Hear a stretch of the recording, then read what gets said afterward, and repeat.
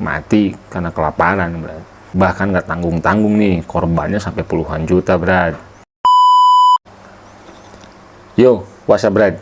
Balik lagi nih bareng gua, Salman. Nuhunnya, Brad, buat kalian semua yang udah nonton konten-konten gua nih. Nah, di konten kali ini gua akan ngajak kalian semua terbang nih ke Cina tahun 1958 sampai dengan tahun 1962. Kira-kira ada apa nih di tahun itu? And stay here, Brad. Welcome to Back to Gloomy.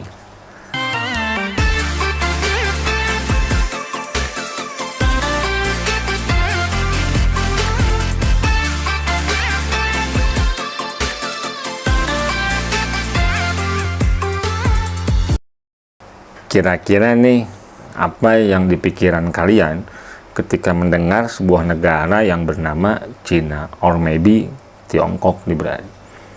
Mungkin pikiran kalian tuh sama gua nih. Ya, Cina ini negara yang sangat maju, ekonominya pun juga makmur, bahkan industrinya pun juga udah banyak banget nih produk-produk yang udah mereka produksi nih, Brad. Ditambah perdagangannya ya nggak usah ditanya lah.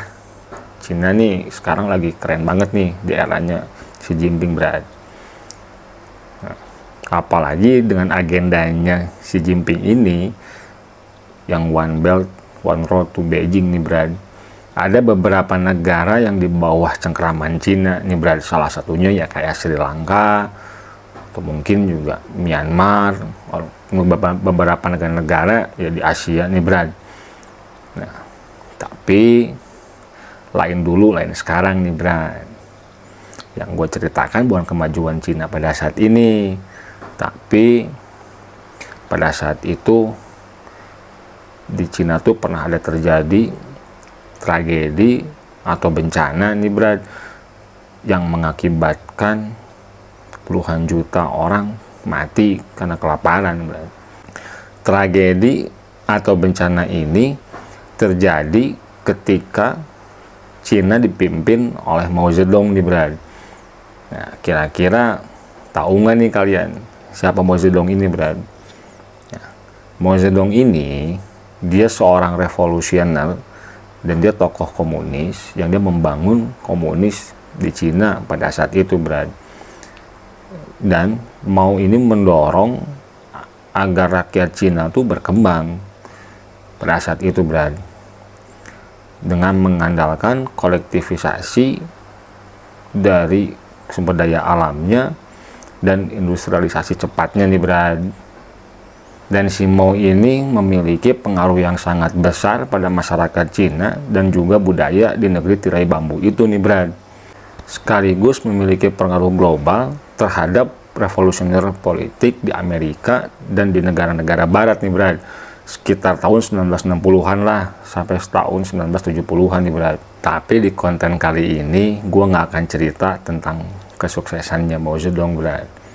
Gue akan bercerita ada salah satu keputusan dia atau kebijakan dia yang mengakibatkan disaster or bencana kelaparan di Cina pada saat itu, Brad.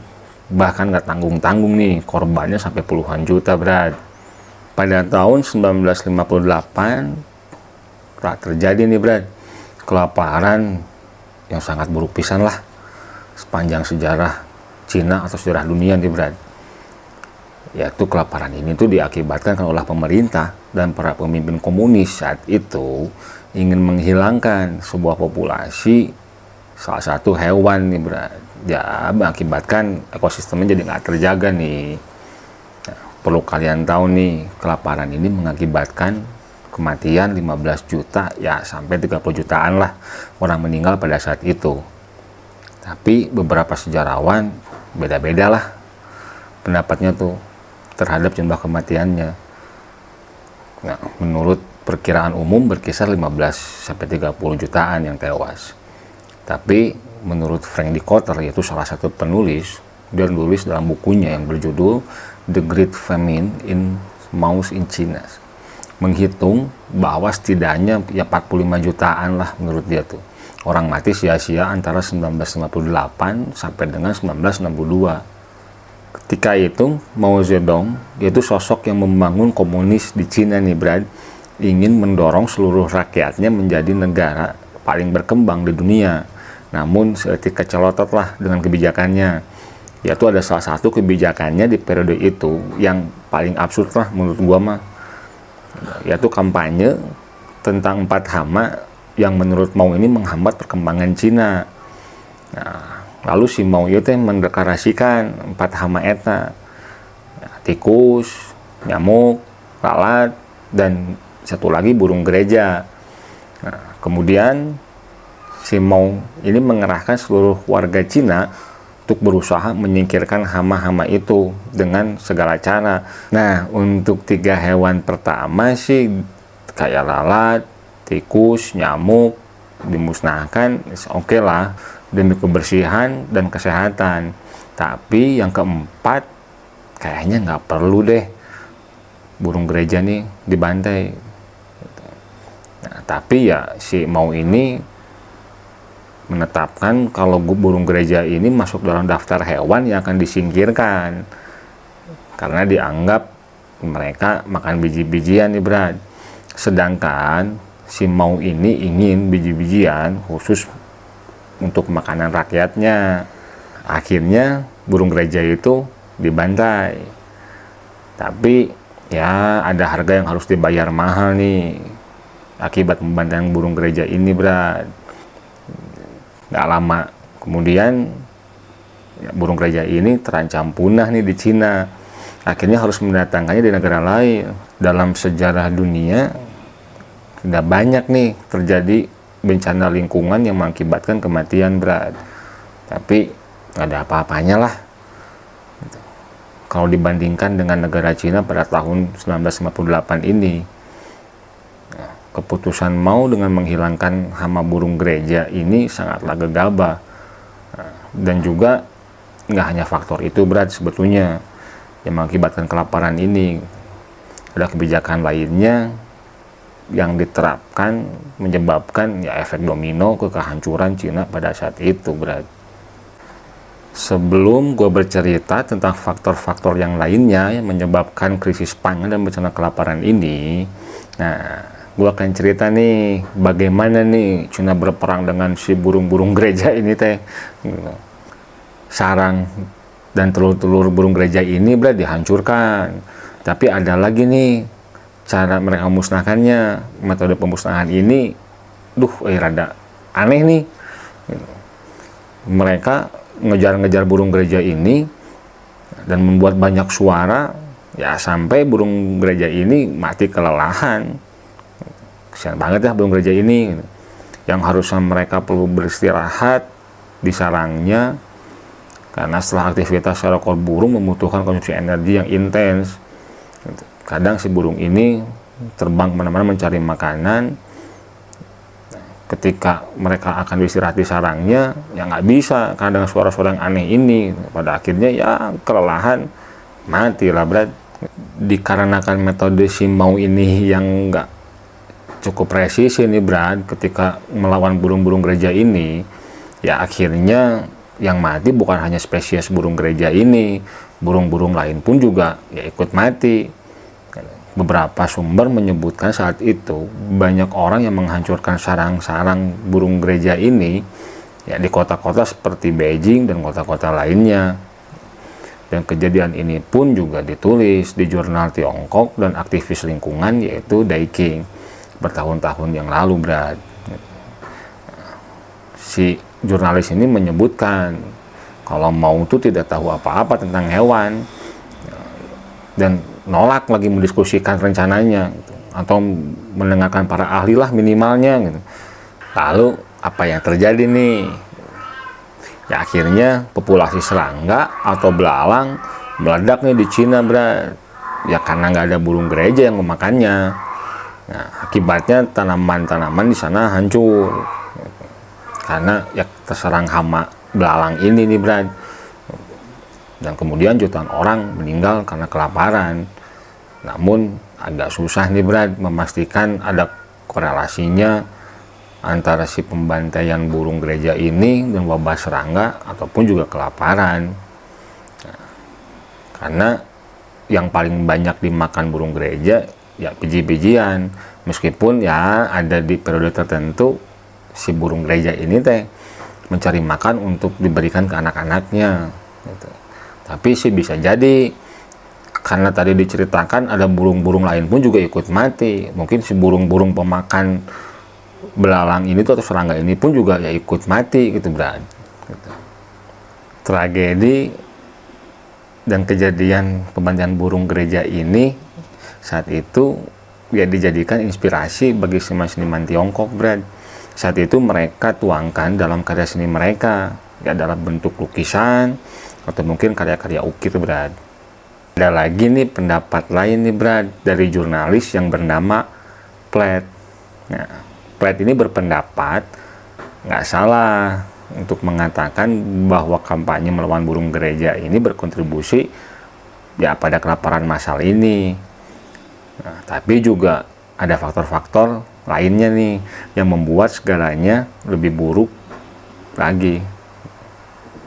Nah, si jurnalis ini menyebutkan ya ada faktor utamanya, yaitu kekeringan yang terjadi di Cina yaitu pada tahun 1960-an. Dan juga karena otoriternya si Mao gitu, yang mencegah pemerintahan Cina mengakui kesalahannya ya dalam kampanyenya, Brad, untuk menaklukkan alam dengan mengerahkan produknya gitu. Udah jelas lah sulit banget nih untuk melawan alam tuh. Beberapa kesalahan dalam membuat kebijakan pun juga bisa dilihat dari produksi pertanian ya kebuktian gagal total lah, Brad. Dan kebijakan ini pun juga didorong oleh obsesi pemerintah ya ingin meningkatkan produksi baja, Brad, pada saat itu. Nah, akhirnya banyak petani meninggalkan pedesaan untuk bekerja di pabrik-pabrik. Nah, jadi karena itulah jumlah produk dari pedesaan berkurang. Ya karena para petani pun juga istilahnya mah hijrah lah untuk bekerja di pabrik-pabrik gitu. Ya akhirnya keterbatasan jumlah petani ini ya nggak bisa mengatasi kekurangan pangan saat itu, Brad. Tentang ini tuh asa sama ya dengan negara mananya gitu. Bahkan di negara itu tuh banyak lahan-lahan yang dijual oleh para petani ya akhirnya dibangun pabrik-pabrik gitu. Ya terus si anak-anak petani eta teh kerja di pabrik ujung-ujungnya tuh gitu. Yang tadinya mereka punya lahan, nah sekarang mah jadi buruh pabrik gitu. Ya akhirnya si pabrik-pabrik yang dibangun itu teh jadi terdampak ke lingkungan, berarti gitu. Nah, pabrik-pabrik ini mencemarkan ke lahan pertanian lainnya. Kombinasi seluruh faktor ini agaknya sih bukan jadi tema di masa lalu aja, Brad. Ada juga beberapa elemen yang terulang ya pada masa sekarang gitu, terparalel lah gitu dengan apa yang terjadi saat ini.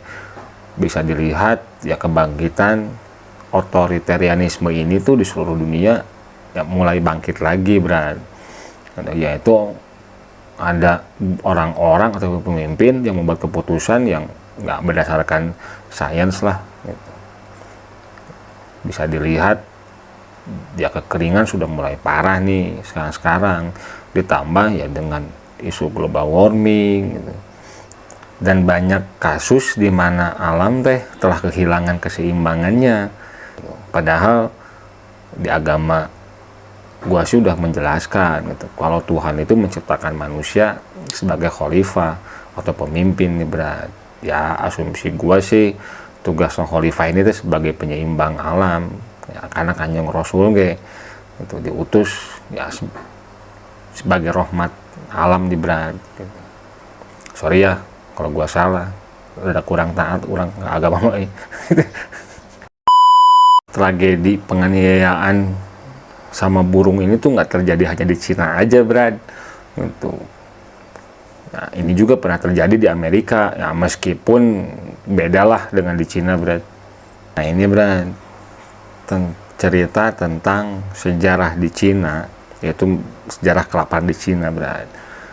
Ya bagi gua nih poin yang bisa diambil dari cerita ini, ya menurut gua sih gak mungkin lah Tuhan menciptakan apapun itu tanpa ada manfaatnya gitu.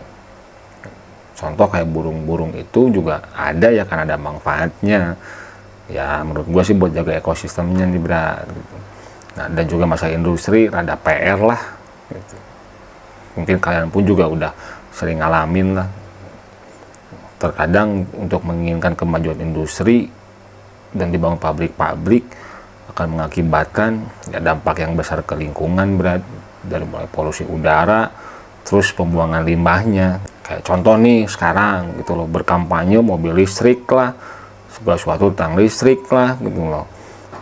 Sedangkan untuk penunjang listriknya pun juga belum siap gitu. Kadang-kadang kita pakai mobil pakai listrik, sementara PLTU-nya pakai batu bara gitu. Anggar we ngebul di PLTU gitu. Kan agak-agak kumaha gitulah. Sok kumaha kalian we mah nilainya mah gitu. Dan menurut gua mah agak-agak rada aneh gitu. Orang listrik aja kita sering kurang, bahkan pakai batu bara. Kalian bisa lihat lah cerita tentang gimana sih polusi udara PLTU ini tuh, udah ya kena paru-parunya dan sebagainya gitu. Nah ini pun juga harus dipikirkan nih, itu jangan pengen segala sesuatunya listrik, tapi di daerah tuh tempat orang-orang yang tinggal di sekitaran PLTU ya menghirup terus-terusan polusi udara berat. Coba thinking lah dengan baik gitu. Jangan seenaknya lah menurut gua mah gitu. Nah, tinggal sekarang sih ya bagaimana kita membuat keseimbangan itu berat. Jangan sampai menginginkan kemajuan teknologi ya ada banyak hal yang bisa dikorbankan. Balance lah semuanya gitu. Oke ya Brad, see you next time.